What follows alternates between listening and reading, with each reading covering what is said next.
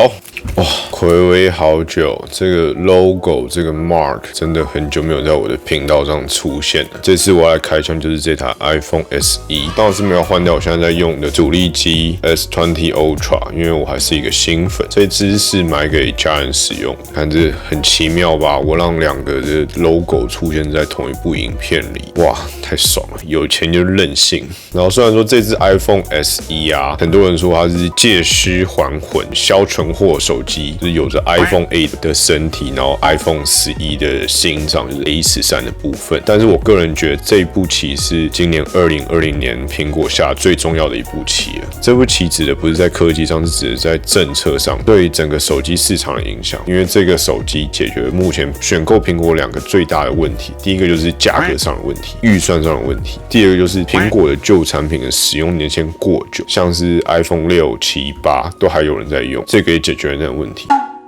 首先，价格的问题，选苹果的人通常最大的观点就是价格，因为1万多这区间你能考虑的只有二手。既然有全新 iPhone 可以选择，那你还在想什么？如果你真的是苹果粉的话，这一支就是最好。难道你要去考虑二手的吗？然后再来就是这么优惠的价格，其实苹果以前只有做过一次，就是第一代 iPhone SE， 那一次造成那是 SE 大卖原因之一。我本来以为苹果不会再做这种降价或者是 SE 这种系列的事情，但是他今年又做了。你有想象过爱马仕连续出2款5万块的包包吗？或者是保时捷出了一台50万的车子，更不用说它在里面还塞了一颗 V8 的引擎给你，这根本就是很难想象啊。然后再来第二个问题，旧产品使用年限过久问题。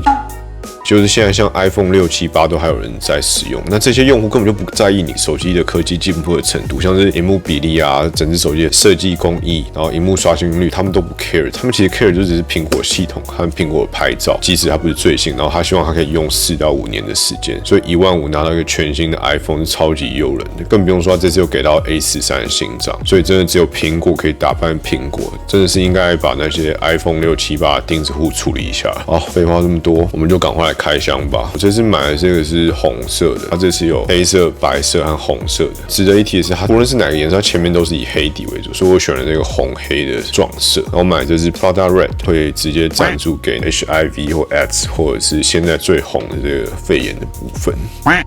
我这次选的是 128G， 有提供64、128、256。个人觉得 128G 是一个可以用到3到4年的容量，虽然说它不能插记卡，还是蛮可惜的。好，那我们就赶快来开吧。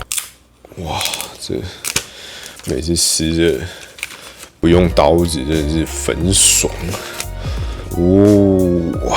一打开就是老样子 ，Designed by Apple in California。哇，真的是送！打这一本里面，这次我要特别讲这张纸，这个 Prada Red， 第一次买这个不错不错，有这种做善事的感觉，很好。然后里面就是一些说明书，然后就看，哇，接着就是手机的本体，哇，这红色很漂亮啊，先放旁边。配件的部分啊，它给的是这个万年的5瓦充电头，毕竟它才1万多啦，你想要求它什么？没办法，5瓦就5瓦。我 iPhone 5也是这个，真的是超级久以前，现在都 iPhone 11了。这个就是 Lightning 的耳机线，我看到 Lightning 的孔，然后这一条 Lightning 的传输线，配件非常的简单。好，那接着就到我们最重点的部分，撕手机包膜啦。哇，这个红色真的是很好看耶，这红色配这黑色的边框，感觉非常的好。好，那我们就现在撕吧。哇，再一次。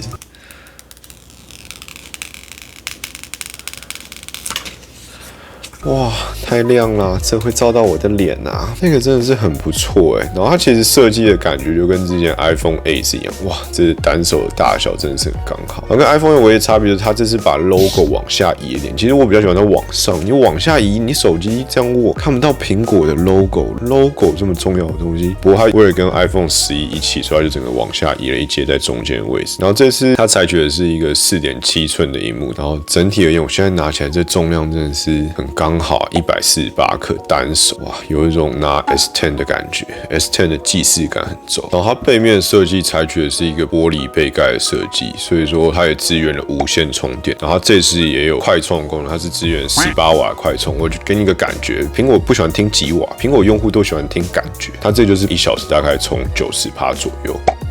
这就是18瓦快充的感觉。然后我们来看一下这一次我还蛮喜欢的更新之一，就是它的那个 SIM 卡的那个卡槽，拿一下它的 PIN 卡卡针。少讲，它有送这信仰贴纸，这大家可能很在意，一定要贴在你的世界各地。拿出来，它这次支援了双卡双待。它旁边会有这黑色有没有防水胶条？各位，它这支是 IP67的防水，我个人还是十分不建议你把它泡到水里。这些科技产品我基本上都会当不防水来使用，以防它里面有什么受潮或什么维修很麻烦。然后看一下它整个底部哈，底部的话就一样是 Lightning 的孔，这有点可惜，不过没办法。然后喇叭。然后左边的话就一样音量键啊，然后静音键，然后电源键、SIM 卡卡槽，顶部就没有东西，一样没有给3.5mm耳机孔，我还是觉得很可惜。毕竟这一类的用户应该蛮在意耳机孔的。然后这边顺便宣传一下啦，大家其实都用蓝牙耳机，那我频道上有蛮多部影片正在免费的抽奖，所以如果你没有蓝牙耳机的话，可以去抽一下。接着就是最厉害，就是它里面塞一颗 A13的仿生晶片 Bionic， 给你一个感觉。一样，我们不要讲这是什么型号的，就是要讲感觉。这就是 iPhone 8的2倍的图形能力 ，iPhone 6的10倍的图形能力。好了，大概就这样。那我们赶快来开机吧，讲了这么多废话，有没有看到？这样就可以看到它的荧幕是上下，哇，苹果 logo 太爽了！我们让三星的 logo 跟苹果 logo 再次的存活在这个频道上，太爽了！有钱就任性啊，任性的任性。这样就是可以给你一个大概的荧幕的占比，然后下面就是一个 Home 键，然后这个 Home 键呢，采取的是一个虚假 Home 键，它是一样是使用 Tap Engine 去做一个虚拟回馈的感觉，你事实上按不下去，就是跟之前是一样，蛮有趣的。好，那我就来设定一下。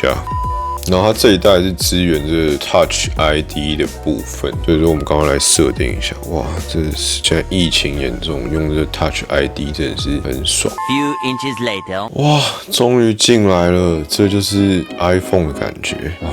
不得不说，我必须首先先承认一件事情，因为我现在在用的手机是这支 S20， 手感真的差太多。再来就是它这个滑动的感觉，虽然说 iPhone 很顺，但是它还是没有我这个120赫兹的猛啊。不过整体而言，我刚刚稍微用了一下，你就会哇，干这个120赫兹的后遗症还在我身上啊！天哪！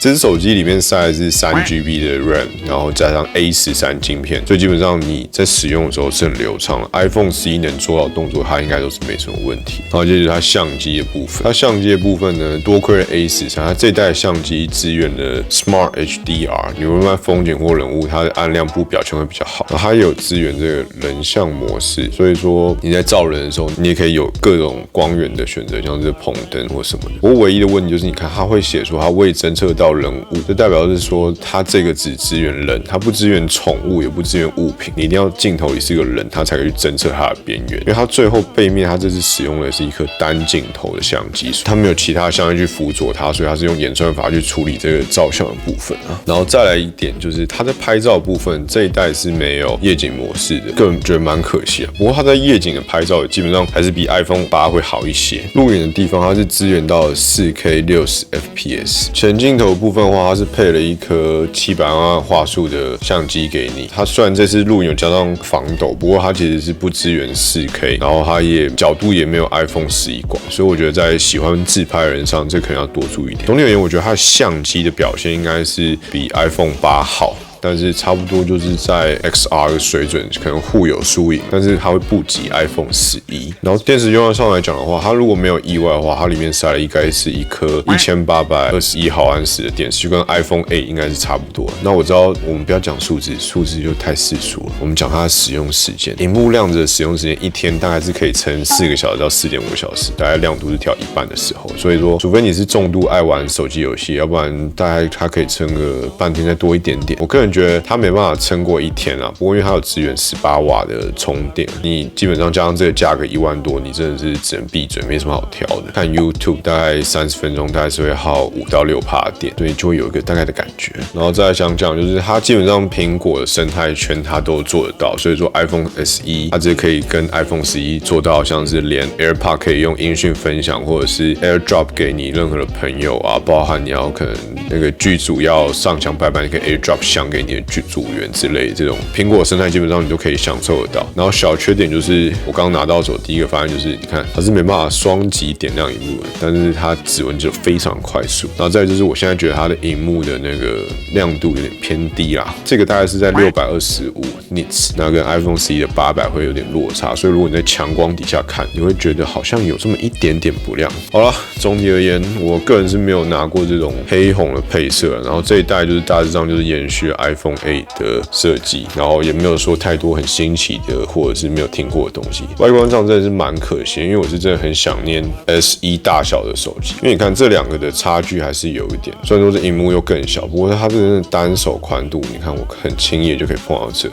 然后这是 iPhone 这一代是做不到的，它手还是要这样离开，不过还是很好操控。然后我刚少讲了，它这一代是没有支援 3D Touch 的，但它长按一样可以达到 3D Touch 的功能。所以说我还是蛮怀念这个小手机，很可惜他们这一代没有把它复刻成这个大小，因为这个设计还保有 Steve Jobs 的质感和气息啊，单手可以完全掌握。说真的，我觉得把这个 S1 的大小做成全萤幕的手机，即使有刘海，应该也是会卖得很不错啊。不过说真的，刚听到这个外观啊设计没有变化的时候，其实个人是觉得有点无趣。不过直到我听到售价和 A13以及我实际上手过后，我才惊觉说为什么这个产品可以这么便宜，因为它真的省略很多工业设计的成本 ，R&D 的成本都省掉，所以这种毫无特色但是性能很强，然后价格又很棒的产品，其实真的是只有苹果才推出来，因为他们有 A13的晶片，这强大的处理器，以及它 iOS 丰富的生态圈，所以他们才敢以这两点让你吃下这好几年前的设计，最强的处理器、最低的售价、最暴力而直接、现实中的职权，因为就是不够钱，